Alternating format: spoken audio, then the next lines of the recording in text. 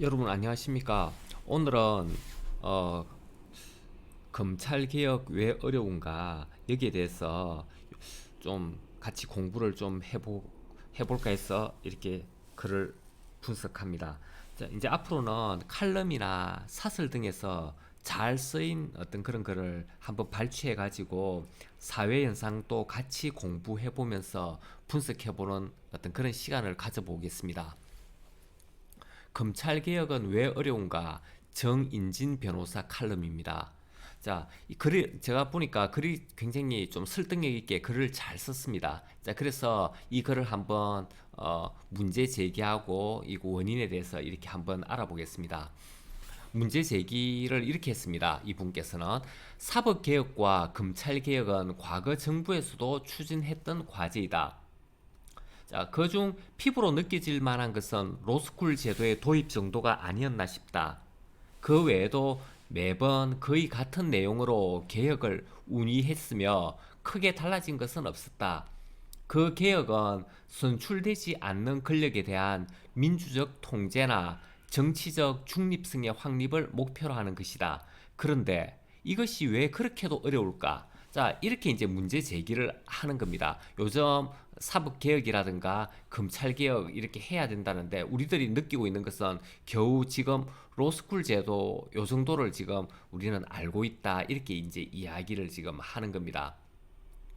하긴 이 로스쿨 제도도 그래요. 이 보면 과거에는 300명 정도를 이렇게 이제 사법고시에서 뽑다가 조금 이제 많이 뽑을 때 한 1000명 정도까지 이렇게 뽑았습니다. 자, 그러다가 이 이제 사법 시험이 폐지되고 나서 이제 로스쿨로 갔는데 로스쿨 제도는 사실은 돈이 많이 듭니다. 3년 동안 이렇게 이제 로스쿨에 다니려면 거의 학비만 한 6천만 원 가까이 드는데 여기 돈이 없는 사람들 같은 경우는 좀 다니기가 좀 어려운 어떤 그런 상황입니다. 사실은. 자, 그래서 좋은 의도로 시작됐지만 결국은 그렇게 크게 뭐 좋은 측면으로 바뀌지는 않았다고 저는 개인적으로 이렇게 생각을 합니다.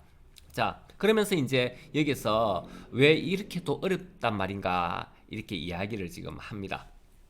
자, 그러면서 이 저자는 이렇게 이야기합니다. 검찰 개혁의 한증에 보면 개혁 좌절에 대한 책임은 일차적으로 정치 권력 자체에 있다. 얘가요, 얘가요. 얘가 정치 권력입니다. 조금 악마처럼 이렇게 조금 표현을 했는데요.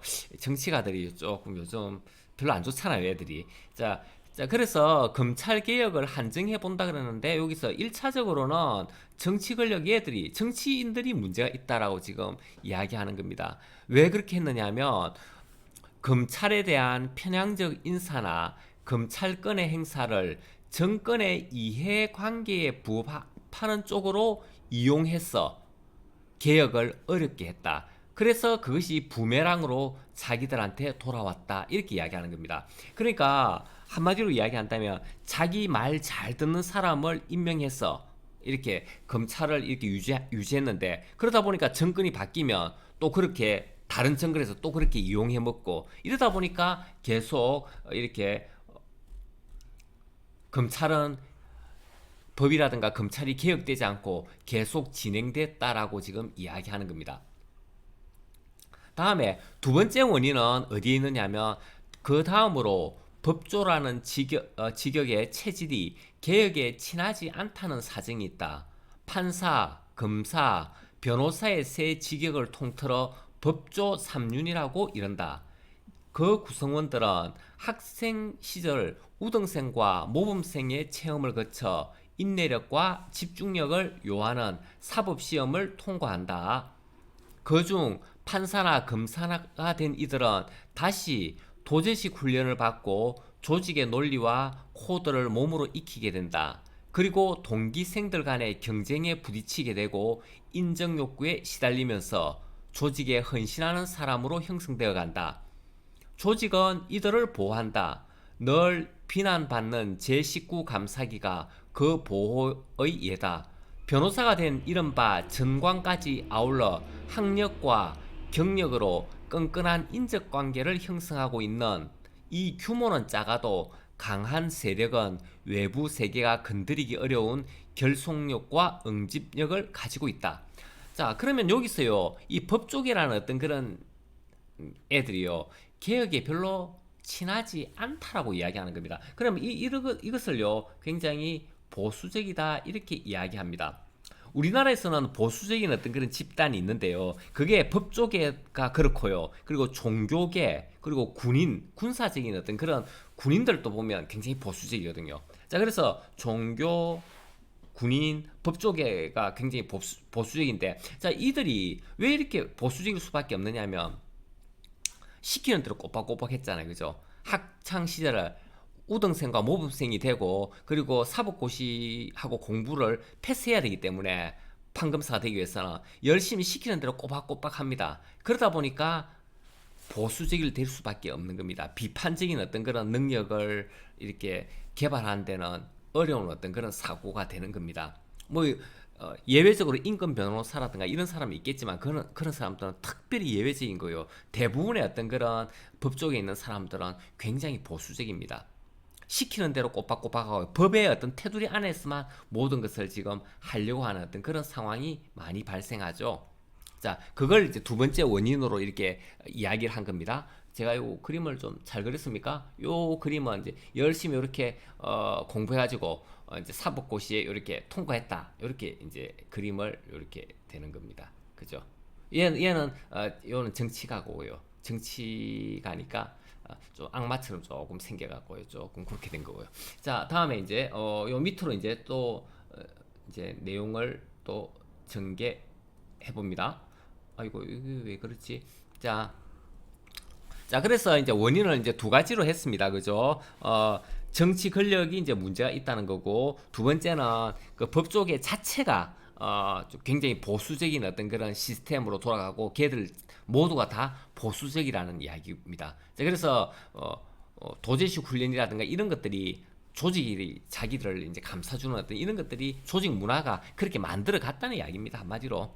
자, 다음에 그 이제 조직의 이제 생태에 대해서 이제 좀 구체적으로 여기서 이제 밑에서는 설명을 합니다. 법조인들은 대개 남의 말을 듣기 싫어한다. 또 대부분의 판사와 검사들은 태생적으로 부지런하고 일에 지쳐 있다. 정치적 사건이나 사회의 이목을 끄는 사건을 일단 논외로 친다면 여러 비난에도 불구하고 그들은 대체로 공정하고 양심적이며 업무 처리도 법에 기속되어 있다. 이러다 보니 내가 이렇게 뼈 빠지게 그리고 양심적으로 일하는데 무슨 개혁이 필요하단 말인가 라는 의식이 없을 수 없다. 아마 자신이 정치계와는 무관하다고 생각하는 상단수 판사와 검사들은 정치권에서 들고 나오는 개혁에 부정적일 것이다. 자, 한마디로요. 얘들이 아까 열심히 사법고시를 통과해가지고 열심히 공부하고 이제 보수화된 겁니다. 자, 그렇기 때문에 얘들은 한마디로 이제 엘리트 의식을 가지고 있죠, 그죠? 엘리트 의식을 갖고 있기 때문에 남의 말을 안 듣습니다. 남의 말을. 내가 왜 남의 말을 듣는단 말이야? 너희들이 나의 말을 들어야지. 그러면서 그렇게 이야기하는 겁니다. 자, 그리고 그 사람들은 대부분 다 나도 이렇게 양심적으로 열심히 일을 하고 있는데 내가 왜 개혁을 해야 되지? 그러면서 개혁은 너희들이 개혁을 해야지. 법조인들인 내가 무슨 개혁이 필요하단 말인가? 라고 이렇게 생각을 하는 어떤 상황이다라고 지금 이렇게 이야기를 하는 겁니다. 자, 다음. 자, 여기에 법조인들은 개혁을 주문하는데 장애가 되는 것이 바로 법조 직역이 가진 전문성이다. 전문성. 이게 중요합니다. 전문성. 자, 비전문가가 뭐라 하다가는 자칫 모르는 소리 하지 말라는 반박에 부딪힌다. 물론 이런 전문성은 내부적으로 독선을 낳을 위험이 있고 법조인들의 자의식을 키운다. 법학자 김두식은 저서 불멸의 신성가족에서 이들 세 가지 직업을 신성가족이라 불렀다. 자, 이들을 손본다는 것은 참으로 어려운 작업이다. 자, 그러면 요 이제 전문성이 문제인데 우리들이 이제 비법조인들이 법조인들에서 개혁하자 뭐 이렇게 이야기하면 너희들은 뭐 거기 법에 대해서 모르는데 너희들이 뭘 안단 말이고 이렇게 이야기를 한다는 이야기입니다. 그러다 보니까 어떤 상황이 발생하냐면 이 전문성이 독선을 낳을 위험이 있다라고 지금 이야기를 지금 하고 있습니다. 자, 다음. 자, 그러면 검찰 개혁을 그럼 어떻게 할 것이냐? 자, 한번 가능성을 한번 타진해 본다라고 지금 여기서는 이야기합니다. 보겠습니다. 자, 그럼 조직 내의 인물이 그 개혁을 주도한다면 어떨까? 그것도 쉽지 않다. 우선 조직에 몸담고 있으면 그런 비판적 안목을 기르기 어렵다.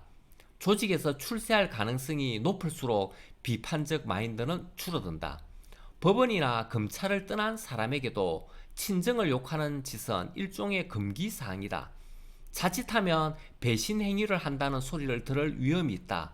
조직의 힘을 축소하는 일에 대한 거부감이 그를 압박할 것이다. 자, 이처럼요, 요거처럼요, 검찰 개혁을 자체적으로 이렇게 한다는 것은 불가능하다. 이렇게 여기서는 이야기하는 겁니다. 자, 그러면 자체적으로 이제 안 하면 외부에서 뭔가 검찰 개혁을 시도하면 어떨까? 라고 이제 외부적으로 한번 생각을 해보자 이렇게 이야기하는 겁니다. 자, 왜 어느 정도 또 검찰 개혁을 시도했으나 성공한 모습을 보여주지 못했을까? 주요한 이유 중 하나는 검찰이 가지는 이런 조직의 논리와 힘을 이겨내지 못했기 때문이다. 거기에다가 집권 여당과는 정치적 입지를 달리하는 세력이 이해관계에 따라 검찰의 입장을 옹호한다. 그것이 다음에 집권 시에 반작용으로 다가오더라도 당장의 이해 타산이 시급하기 때문이다. 자, 그러면 여기서 정권이 이제 검찰 개혁을 시도해야 되는데 성공하지 못했다는 이야기입니다. 자, 그 이유는요. 검찰이 가지는 조직의 논리와 힘을 이겨내지 못했고 또 한 가지는 정치적 입지를 달리하는 세력. 자, 정치를 입지를 달리하는 세력이 바로 야당이죠. 자, 이 야당이 검찰을 옹호해버린다는 이야기입니다. 지금은 야당이 이제 한국당인데 한국당이 도로 뭐 검찰 개혁을 하자 그러면 하지 말자라고 이야기하는 겁니다. 자, 그래서 그들의 어떤 그런 작용에 인해서 외부적인 어떤 그런 작용에 의해서 검찰 개혁이 참으로 힘들다라고 지금 여기서는 이야기하는 겁니다. 자, 다음 글쓴 글 한번 보겠습니다. 자, 한편 검찰은 과거 권위주의 정부에서라면 공격할 엄두도 못 냈을 국가기관을 민주화의 진행과 더불어 여러 차례 수사하고 기소한 경험을 축적해왔다. 정보기관이나 대통령의 친인척은 물론이고 전직 대통령 등 권력의 정점마저 수사해 기소했고 마지막으로는 전직 대법원장까지 구속 기소하는 장면을 연출했다. 이들을 견제할 경쟁자도 보기 어렵다. 수사의 성력은 없어지고 이제 검찰은 가위 무소불위의 조직이 되었다. 이런 데다가 검찰은 여러 차례 정권 교체를 겪으면서 정치 권력이 가지는 한계와 약점을 알고 있다고 생각할 것이다. 일전에 법무부 장관 후보자에 대한 청문회에 앞서 벌어진 수사를 놓고 국무총리가 검찰이 정치를 하겠다고 덤비는 것이라고 한 말은 당위성은 논외로 치더라도 실상을 정확히 지적한 것이다. 윤석열 검찰총장의 사람에게 충성하지 않는다라는 과거 발언은 긍정적이기는 하다. 그러나 같은 자리에서 한 조직을 대단히 사랑한다는 또 하나의 발언에도 주목해야 한다. 그의 1차적 관심사는 검찰 조직의 위상과 권한 자체를 향하고 있는 것이 아닐까. 자, 그러면 여기에서 우리가 한번 볼 것은요. 이 무소 분리로 변한 검찰 조직이라 했는데 지금은 이제 많이 민주화가 진행이 됐습니다. 민주화가 진행돼서 검찰 조직을 함부로 이렇게 없애거나 함부로 뭐 이렇게 잘못했다라고 해서 어떻게 뭐 액션을 취하기 어렵다는 어떤 상황으로 지금 이야기하는 겁니다. 그러니까 검찰은 무소불위의 조직이 되는데 검찰을 통제하는 어떤 그런 조직은 지금 없잖아요, 그죠? 검찰을 지금 통제할 수 있는 것은 법무부 장관이 인사권을 가지고 이렇게 통제를 할 수 있는 것밖에 없는데, 그래서 지금 뭐 법을 좀 개정을 하자라고 이야기하는데 아직까지 지금 개정이 안 돼 있는 어떤 그런 상황입니다. 자, 그래서 여기서 보면 윤석열 검찰총장 같은 경우는 사람에게 충성하지 않는다, 참 좋은 어떤 이야기 같은데, 그런데 윤석열 총장의 어떤 그런 한계는 요거 자기 조직을 대단히 사랑한다는 거. 요거는 어떻게 보면 윤석열 총장도 법무부의 검찰 조직의 한 어떤 한 일원이기 때문에 조직을 더 사랑한다는, 이건 한계를 벗어날 수가 없다는 것을 여기서는 이야기하는 것 같습니다. 자, 다음에 저자의 어떤 결론이 여기서 쭉 도출이 됩니다. 잘 한번 보시겠습니다. 검찰 개혁은 쉽지 않다. 검찰의 법무부 장관을 겨냥한 수사는 일단 문재인 대통령 자신이 당부한 대로 살아있는 권력에 대하여도 똑같은 자세를 취한 셈이며, 실질이야 어떻든 정치적 중립성이라는 외피를 쓰고 있다. 여건이 생각하는 검찰 개혁 중 제도를 고치는 일은 제한적이나마 효과가 있을 것이다. 검찰의 수사권 축소나 특수부의 축소가 그렇다. 대통령이 검찰에 대한 인사권을 내려놓는 것이 검찰개혁이라는 일부 언론의 주장은 위헌적이다. 모태 엉뚱하지만 검찰에 대한 인사권 행사만으로는 검찰개혁에 실효를 거둘 것 같지는 않다. 대다수 검사들이 수긍할 만한 탕평적 인사가 아니면 그런 인사는 조직적 반발을 살 것이다.